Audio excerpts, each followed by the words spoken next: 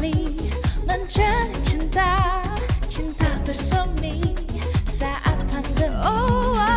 Masker dan vaksin mengikat janji, janji setia, setia abadi.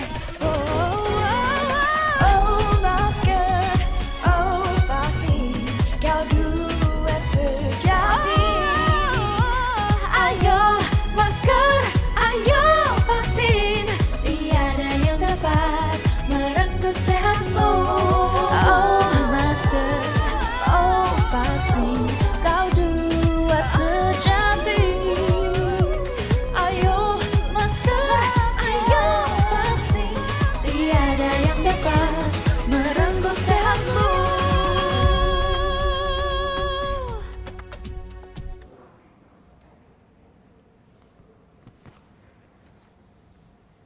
Assalamualaikum warahmatullahi wabarakatuh. Selamat sore, salam sejahtera untuk kita semuanya.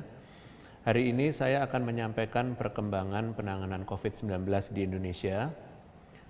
Varian COVID-19 terus mengalami perkembangan dan persebarannya dapat meluas bahkan melampaui batas negara, khususnya di tengah pergerakan kegiatan ekonomi dan mobilitas masyarakat. Untuk tetap menjaga stabilitas ekonomi dan tetap melindungi kesehatan masyarakat global, maka pemerintah menyusun persyaratan pelaku perjalanan, khususnya perjalanan internasional, yang semata-mata bertujuan untuk melindungi masyarakat dari ancaman terpapar atau membawa kasus varian baru. Pada hari ini saya akan membahas lebih dalam terkait varian Omikron. Varian Omikron atau varian B11529 merupakan mutasi dari virus COVID-19 yang awalnya ditetapkan WHO sebagai varian under monitoring atau VUM pada tanggal 24 November 2021 dan 2 hari setelahnya ditetapkan sebagai varian of concern atau VOC. Varian ini pertama kali dilaporkan berada di Afrika Selatan, Hong Kong, dan Botswana pada bulan November 2021. Hingga saat ini, beberapa wilayah atau negara telah mengkonfirmasi adanya kasus Omikron. Sebagai contoh yaitu Italia, Jerman, Belanda, Inggris, Australia, Kanada, dan Israel. Dari 7 negara tersebut, ternyata 6 negara diantaranya saat ini tengah menunjukkan kenaikan kasus. Bahkan Italia, Jerman, dan Belanda mengalami kenaikan kasus yang sangat tajam.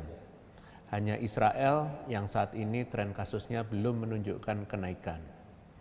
Saat ini WHO menyebutkan bahwa efektivitas vaksin, testing, dan obat-obatan saat ini terhadap varian Omikron masih dalam tahap pengkajian lebih lanjut. Namun dikatakan bahwa bukti awal menunjukkan mungkin ada peningkatan risiko tertular kembali untuk orang yang sudah pernah mengalami COVID dibandingkan dengan varian lainnya. Meskipun demikian, informasi terkait hal ini masih sangat terbatas dan masih dalam proses penelitian. Untuk itu, sebagian besar negara di dunia, terlebih yang kasusnya sedang meningkat saat ini, segera mengambil langkah antisipasi untuk mencegah varian Omikron ini untuk masuk maupun menyebar semakin luas.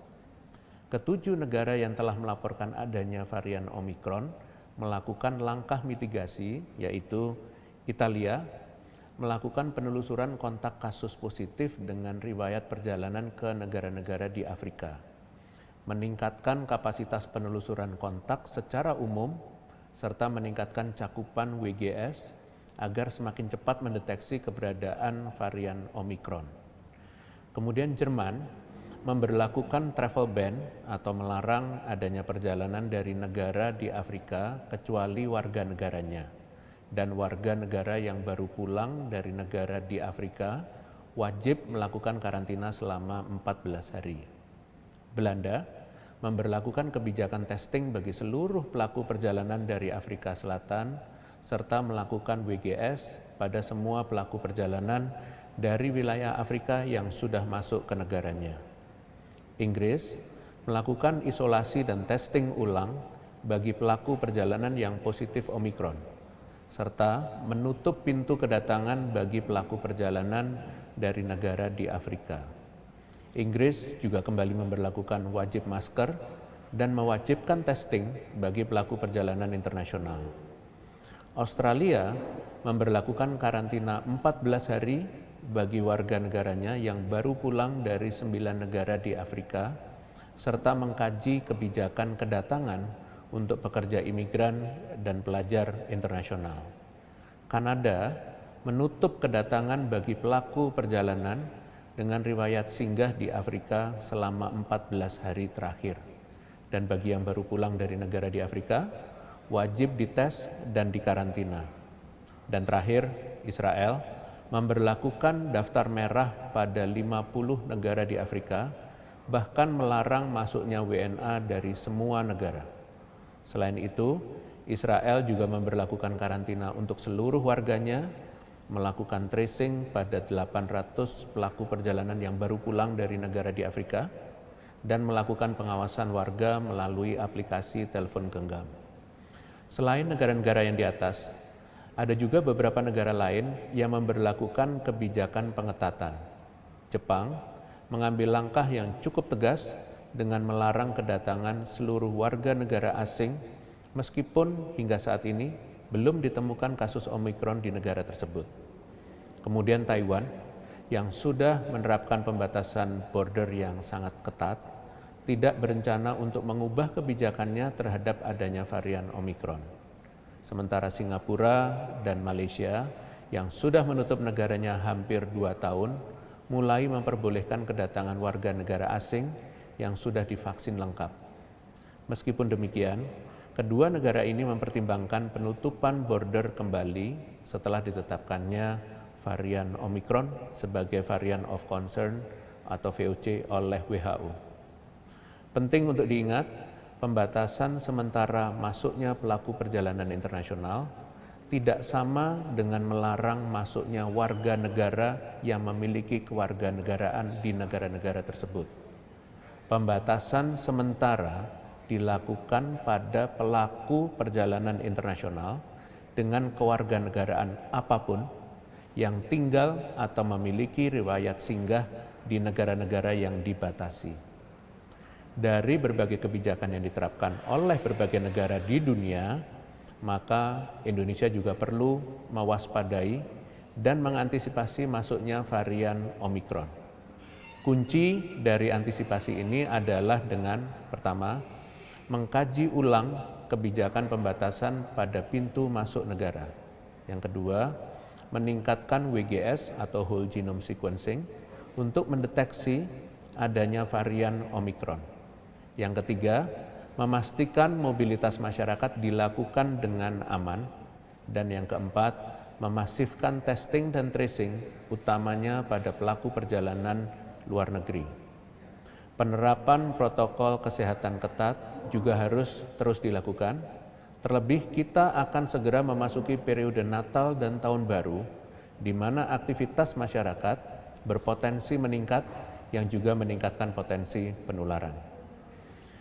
Meskipun hingga saat ini kasus positif di Indonesia masih terus menunjukkan penurunan, namun kita tidak boleh lengah karena belajar dari varian Delta pada periode Idul Fitri, apabila tidak dipersiapkan dengan baik dan dibiarkan menyebar luas di masyarakat, mobilitas masyarakat yang tinggi, terlebih pula apabila kita tidak disiplin menerapkan protokol kesehatan, maka varian ini dapat kembali meningkatkan kasus COVID-19. Selanjutnya, saya akan menjabarkan strategi pengendalian COVID-19 berlapis yang ditetapkan pemerintah dalam rangka mengantisipasi potensi kenaikan kasus. Potensi ini dapat dipicu dari aktivitas masyarakat dan dinamika varian COVID-19. Update kebijakan ini menjadi penting untuk diketahui agar kita semua dapat mematuhi peraturan yang telah dirancang sedemikian rupa dengan penuh kesadaran dan rasa tanggung jawab yang tinggi. Menjelang hitungan hari menuju perayaan Natal dan momentum Tahun Baru, pemerintah terus memantau kondisi pengendalian COVID-19 secara nasional maupun internasional.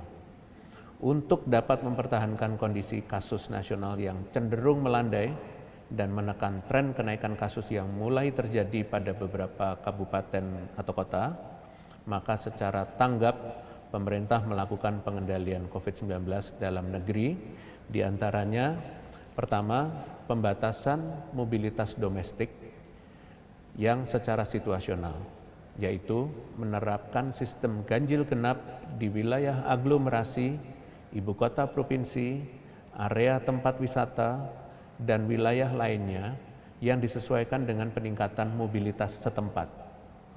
Melakukan pembatasan mobilitas domestik dengan screening kesehatan ketat, baik untuk perjalanan jarak jauh, rutin, maupun logistik.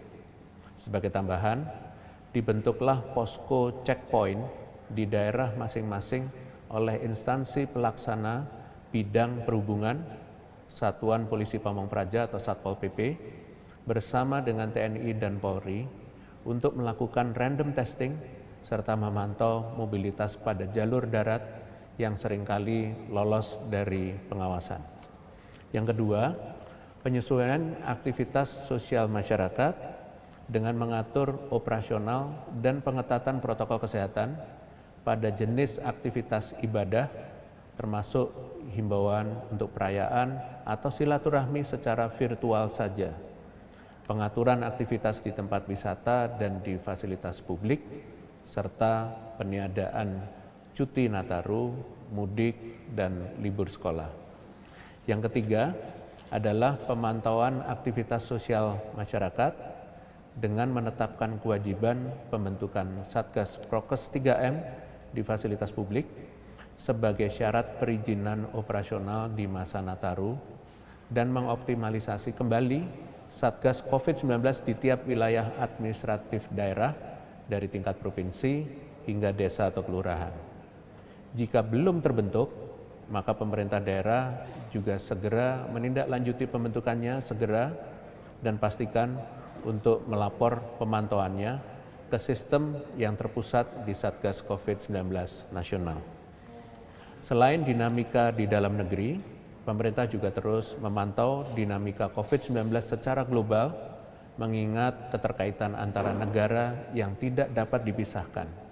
Buktinya, importasi kasus dan persebaran varian baru di suatu negara dapat menembus lintas teritorial negara.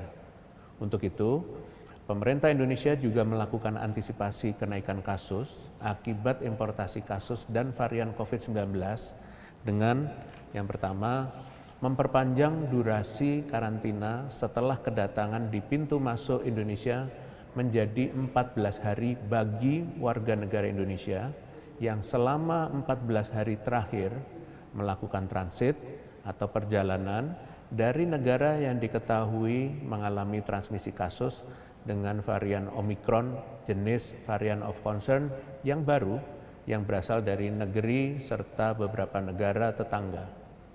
Untuk saat ini, negara-negara tersebut yaitu Afrika Selatan, Botswana, dan Hong Kong, serta Angola, Zambia, Zimbabwe, Malawi, Mosambik, Namibia, Eswatini, dan Lesotho.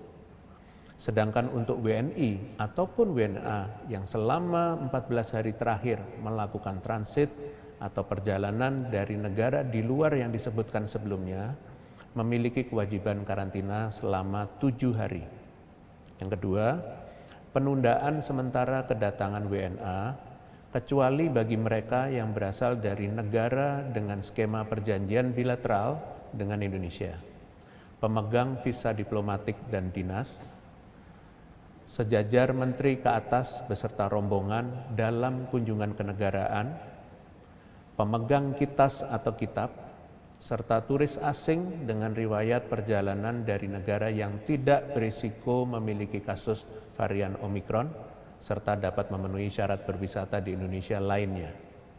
Sebagai tambahan, pelaku perjalanan yang masuk atas dasar kesepakatan diplomatik yang juga akan dibebaskan dari kewajiban karantina akan tetap dipantau dengan protokol kesehatan yang ketat yaitu implementasi sistem bubble.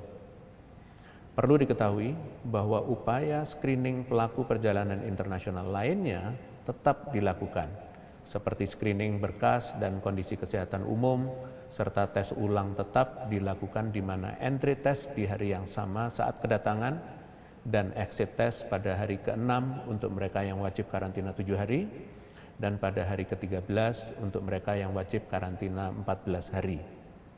Selain itu, mencegah bobolnya garda pertahanan, maka pemerintah mewajibkan spesimen dari pelaku perjalanan asal negara dengan transmisi komunitas Omikron untuk di-sequencing dan dihimbau juga untuk spesimen dari negara lainnya untuk diintensifkan sequencingnya. Terakhir, saya tekankan 3 aspek yang harus dikendalikan untuk mencegah lonjakan kasus, yaitu mencegah importasi kasus khususnya kasus dengan varian of concern. Kemudian yang kedua adalah mengendalikan mobilitas yang aman. Dan yang ketiga adalah menegakkan protokol kesehatan.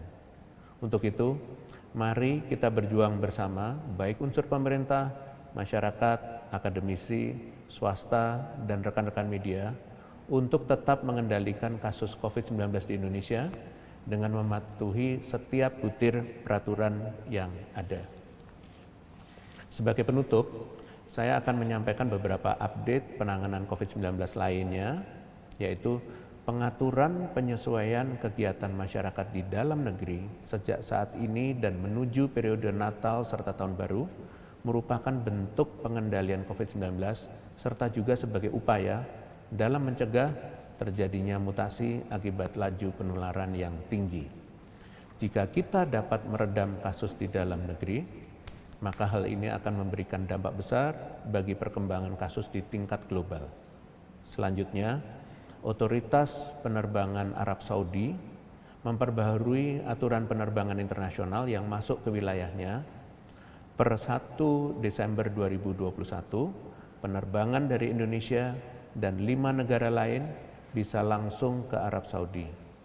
Dalam pembaharuan ini tidak lagi ada persyaratan harus sudah menerima vaksin booster.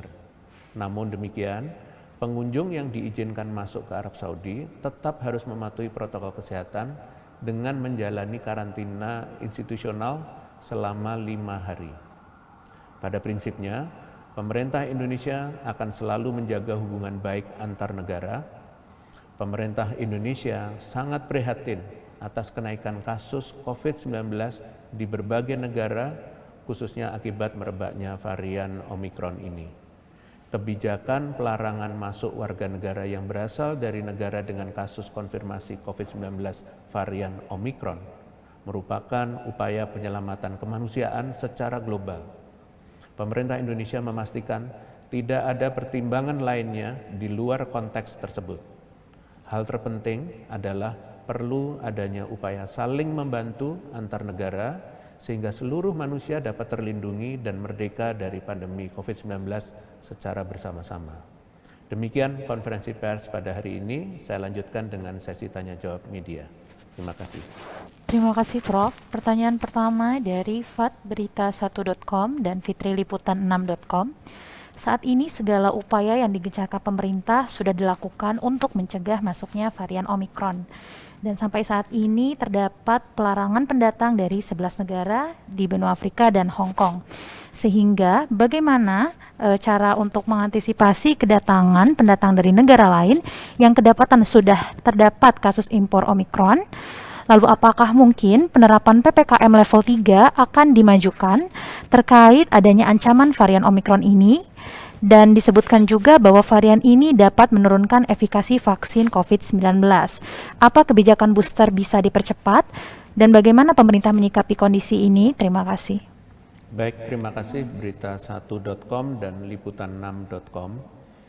Berdasarkan surat edaran Satgas nomor 23 tahun 2021, penundaan sementara kedatangan WNA dari beberapa negara yang ditetapkan berlatar belakang atas terjadinya transmisi komunitas kasus bervarian Omikron atau telah terjadinya kondisi penularan antar penduduk dalam satu negara atau wilayah yang sumber penularannya berasal dari dalam negara atau wilayah itu sendiri.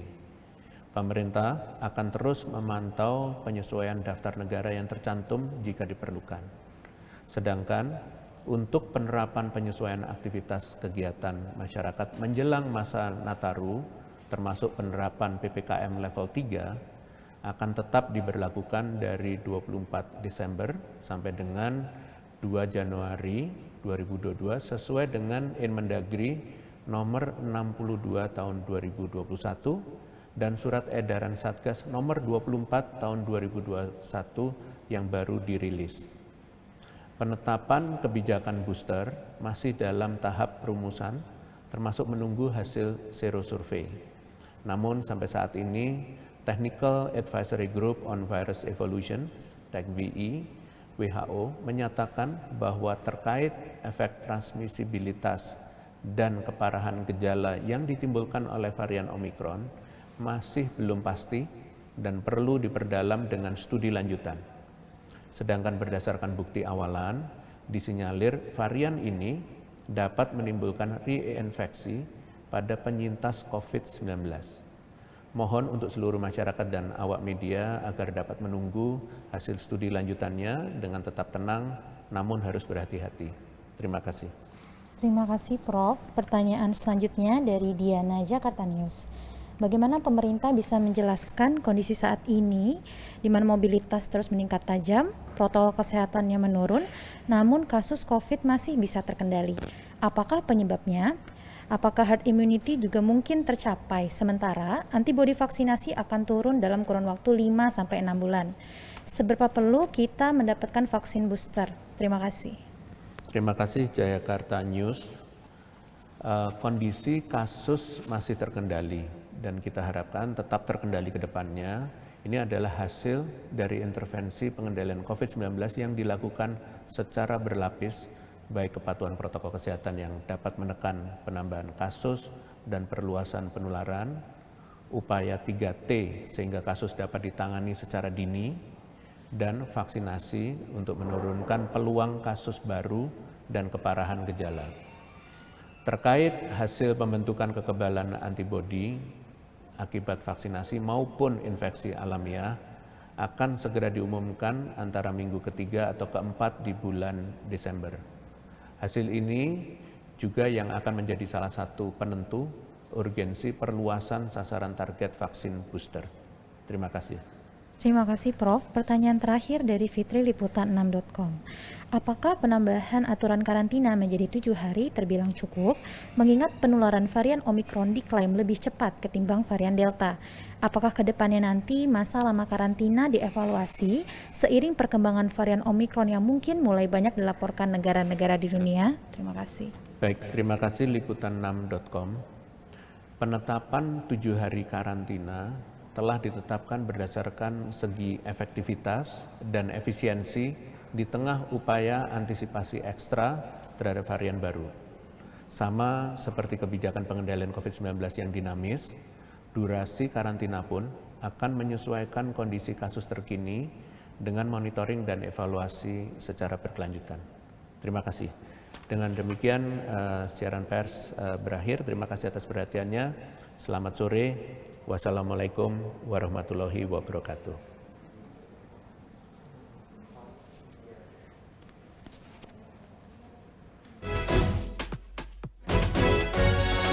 Dua sejoli mencari cinta, cinta bersemi saat pandemi. Masker dan vaksin mengikat janji, janji setia, setia abadi.